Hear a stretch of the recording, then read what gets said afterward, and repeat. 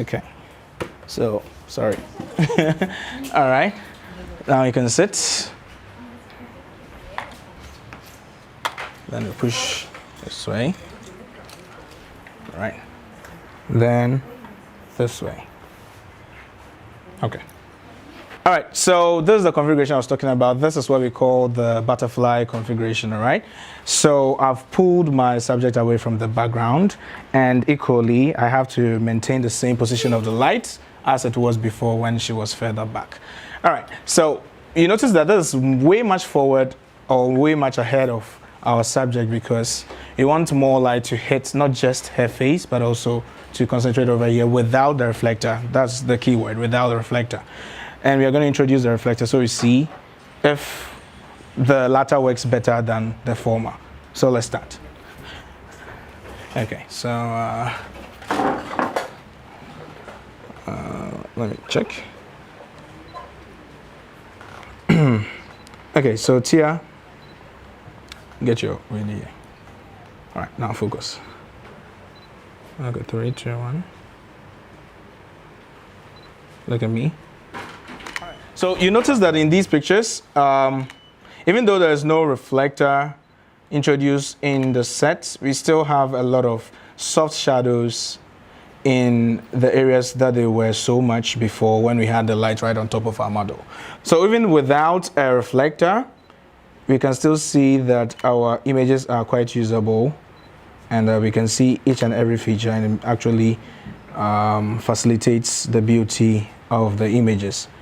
So how about we take a few more shots, this time introducing the reflector, and see how it turns out. So we've introduced the reflector in the shots, and it's going to help us tell if this is a better lighting setup than before without it.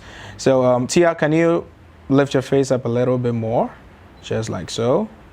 Good. So I've deliberately added in the shots the reflector so that you can actually tell that the use of the reflector is actually very dramatic. Okay, so Tia, I want you to keep your eyes over here. Good. Okay, I like it so far. You notice that because we pulled our subject all the way from the background in the pictures, you notice that the light isn't touching the background at all. And if we introduce the other lights, the 2 more lights that we're going to add onto the subject and our background, there's going to be a significant difference, and we are going to be able to separately or individually manipulate our lighting without any light spillage to mess up our pictures. Okay, now we've introduced the grid on the softbox and still with our reflector in the shot. Let's see how much more separation we can have from the background to our subject, and if the addition of the grid is going to make our pictures look much more dramatic. Okay, so let's take a test shot.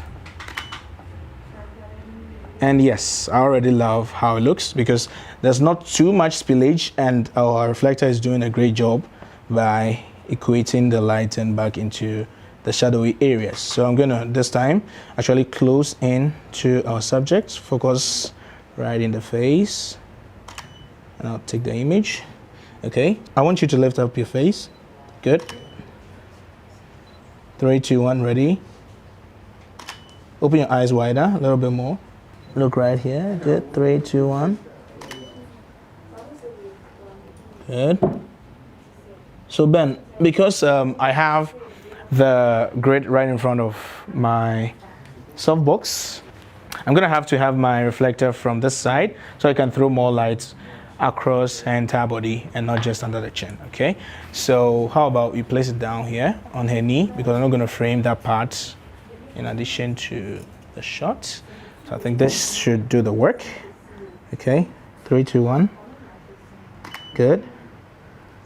Yes. So Tia, can you lift your face up? Good. 3, 2, 1. Good. Good. Beautiful. Turn your faces. Okay. Now look at me. 3. Don't lift your face up. Bring it down. 3, 2, 1. Good. And that's how basically you can use one light to, conform to any type of situation with a lot of diverse configurations, in addition to the use of a reflector to get some creative shots.